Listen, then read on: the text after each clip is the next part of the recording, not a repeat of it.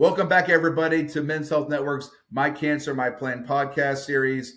This is episode 6, our last episode of the series. And today we're going to be discussing trials, treatments, and tough decisions with Aisha Diallo. She is the Vice President of Programs at Patient Empowerment Network. Let's hear from Aisha.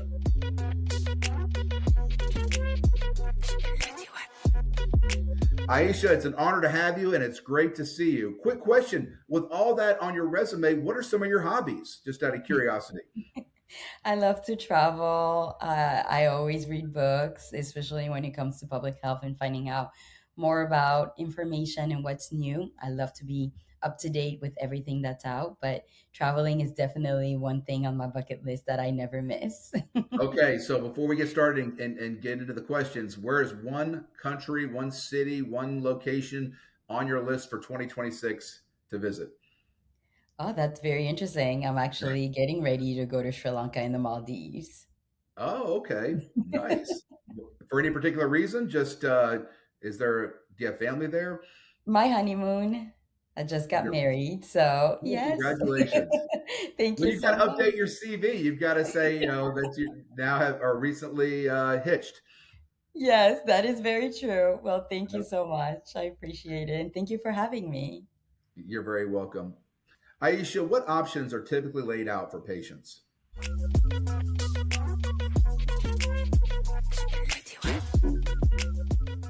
I think most patients and their families are presented with one option rather than a menu of options they can discuss together and decide what works best for them.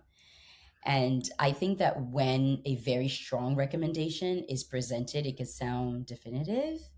And what's often missing is the fuller picture, which is really encouraging patients to weigh their options, seek a second opinion, discuss opinions and possible side effects about clinical trials. Can we cut that? I'll start from the Sure. beginning. Sure. You may Yeah, read the I'll, question I'll over just again. start. Yeah, I'll start from the top. Okay. 5, 4, 3, 2, 1. Aisha, what options are typically laid out for patients? I think most patients and their families are presented with one option rather than a menu of options that they could discuss together and decide what works best for them. And I think that when a strong recommendation is presented, it could sound very definitive. So patients usually have a hard time with that. And I think that what's really missing is the fuller picture, which is really encouraging them to weigh their options, seek a second opinion, discuss possible side effects, and even clinical trials, because this is very important. And this is what I call the treatment plan. When patients don't hear all of these options, they assume there aren't any, and they just go with the one option that is being presented to them. And how do you go about assisting patients to see there are other paths? Yeah, and at Patient Empowerment Network, we do a very good job through our programming to make sure that all of these options are presented and that patients are fully aware of what's available to them.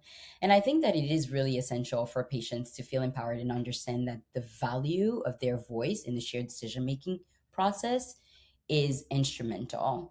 I often refer to patients as the leaders and CEO of their own care because they're really the ones guiding their healthcare team towards decisions that do reflect their own values and own goals.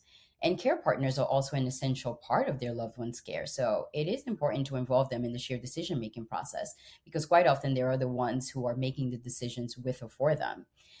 And the other thing, too, I think it is, and one of the main things that we do here at Penn through our men's health programs, including a new program that we have coming out this year specific to men's health called Prosper, is we really make sure that patients and care partners have access to resources that are easy to understand, clearly presented with images that look like them, and available in the language that they feel most comfortable with so they could confidently engage in their care and feel confident and empowered and fully informed to really make these important decisions.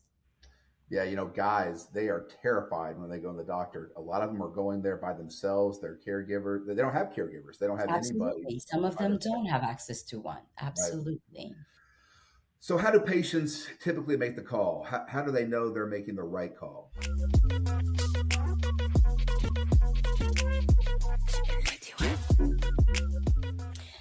Mike, and that's a really good question. I think that when patients first hear the word cancer, they just feel scared and overwhelmed. And at that point, they just want to survive. So they gravitate towards the option that will lead them to that very specific goal. And at that point, decisions are often driven by a mix of fear, trust, and what their beliefs are. Right. But when patients have a seat at the shared decision making table and feel seen, heard, supported, and even informed, they start making decisions that truly align closely with their values and goals and what truly matters to them. And sometimes it's even beyond their diagnosis. It could even be being able to walk their daughter at their wedding in a year, or being able to participate in an activity that they've been wanting to do for a long time, or even making an important trip. So I think it is important for all these goals and options to be laid out for them to be able to do what aligns best with that. And that changes a lot in terms of the treatment option that patients are able to move forward with when this is all put on the table. Yeah, and another thing too is a lot of people don't know what shared decision making is. So, how would you describe it? How would you define what shared decision making is? And I agree. I think it is a difficult concept for a lot of patients to wrap their heads around, and even care partners. And one of the things that we also found is a lot of them are practicing it one way or another, but don't know that they are. And even healthcare professionals too think that sometimes they are doing a phenomenal job at involving their patient's voice and including them at the table, but they're sometimes not doing that. So I think that it is always important to clarify what shared decision making is in very simplified terms, so patients can actually understand in the language that they feel comfortable with. And really what shared decision making is, it's empowering patients and their care partners by recognizing the important role that they play in their own care. So what that does is that it creates space that makes them feel comfortable, confident to speak up about their care, asking the right questions, and experiencing and expressing what their goals and concerns are, and actively engaging in those meaningful conversations with their healthcare teams. So, one of the things that I always say is that patients need to know that healthcare professionals are the experts at what they do, but they, the patients, are the experts at what they need, want, and who they are as unique individuals. So, it is very important for them to remember their powerful voices, because they do matter and they make Yeah, such a big difference. They are at the center of that shared decision making table. So without them, those decisions cannot be made around them. They have to be made with them. So patients, especially guys, need to really learn how to become advocates for their own health and their own cancer care. absolutely. Yeah, And and you that's so mentioned a great point earlier, Mike, when you said that some of them don't have a care partner or caregiver that could go with them. And one of the things that we also encourage sometimes is bring a friend, bring a neighbor, bring somebody you're comfortable around. It may not be the person that will come to every visit, but somebody that could actually sometimes ask some of the questions that, especially for men, that they're uncomfortable asking, or they're not even thinking about, right? Because you'll ask questions uh, that you are thinking about, right? You're not going to ask what you don't know. So sometimes it is important to really bring, we have a resource guide that has questions on it already prepared. And you have tons of wonderful resources too through your programs that are very important and helpful for them to be able to bring and really engage in these conversations. absolutely. How can patients find out about trials without being a scientist? Because I've had a lot of people ask me, where do you go to learn about the latest clinical trials in my region, in my area, my community? Mhm.